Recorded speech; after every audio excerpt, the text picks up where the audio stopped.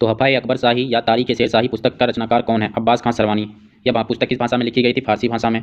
इस पुस्तक को लिखवाया किसने था? तो अकबर ने लिखवाया था। इस पुस्तक तोहफ़ा अकबर शाही या तारीख़ शेर शाही कब लिखकर पूर्ण हुई थी? तो 1614 ईस्वी में। इस पुस्तक में किसकी घटनाओं का वर्णन मिलता है? तो शेर शाह के जीवन के आरंभ से अंत तक की सभी घटनाओं का वर्णन इसमें मिलता है। शेर शाह का जन्म सुल्तान बहलोल लोदी के शासनकाल में हुआ था। यह बात कौन कहता है? तो अब्बास खां। शासक बनने के तीसरे साल बाद बाबर लाहौर गया था। यह बात कौन कहता है? तो अहमद यादगार कहता है। शेर शाह का मित्र कौन था? तो शेर शाह का मित्र हसन अली खां था। हसन अली खां ने कौन सी पुस्तक लिखी थी? तो तवारीख़ दौलत ए शेर शाही लिखा था। वाक़ियात मुस्ताकी के लेखक कौन है? रिज़कुल्लाह है। वाक़ियात मुस्ताकी में किस चीज़ का वर्णन किया गया है? तो लोदियों एवं शेर शाह के प्रशासन का वर्णन किया गया है। तारीख़ सलातीन अफ़गाना पुस्तक की रचना किसने की थी? तो अहमद यादगार ने की थी। तारीख़ सलातीन अफ़गाना पुस्तक की रचना कब पूर्ण की गई थी? तो जहांगीर के काल में। तारीख़ दाऊदी के लेखक अब्दुल्ला।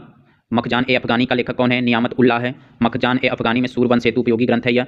मखजान अफ़गानी 1612 ईस्वी तक का सामान्य इतिहास बताता है। वाक़या-नवीस की रचनाकार कौन है? नियामत उल्लाह है। वाक़या-नवीस किसकी पुस्तक है? तो जहांगीर की है। शेर शाह सूरी का जन्म कब हुआ था? 1472 ईस्वी में हिसार फिरोजा के बजवाड़ा में हुआ था, जो होशियारपुर या नरनौल कहलाता है। शेर शाह सूरी का मूल नाम क्या था? फरीद था। शेर शाह का पिता कौन था? हसन था, जो सासाराम का जागीरदार था। शेर शाह की उपाधि क्या थी? शेर शाह सुल्तान ए आदिल। राज्याभिषेक 1539 ईस्वी में के समय उसने यह उपाधि धारण की थी। शेर शाह सूरी को हजरत आला कहा जाता है। हजरत आला क्यों कहा जाता है? दक्षिणी बिहार का शासक बनने के उपरांत हजरत आला कहा गया। बहादुर खां लोहानी ने शेर शाह को शेर खां की उपाधि दी थी। यानी कि शेर शाह को शेर खां की उपाधि किसने दी थी? तो बहादुर खां लोहानी ने दी थी। शेर शाह ने अपने आप को शेर शाह कब कहा था? तो चौसा विजय के पश्चात शेर शाह की उपाधि धारण कर थी। शेर शाह को हैदर द्वितीय किसने कहा है? तो अब्बास खां शेरवानी ने शेर शाह को हैदर द्वितीय कहा है। धूल में खिला फूल शेर शाह सूरी को किसने कहा है? तो डॉक्टर कानूनगो ने शेर शाह को धूल में खिला फूल कहा है। चलाक अफगान किसने कहा है? शेर शाह सूरी को चलाक अफगान बाबर ने कहा है।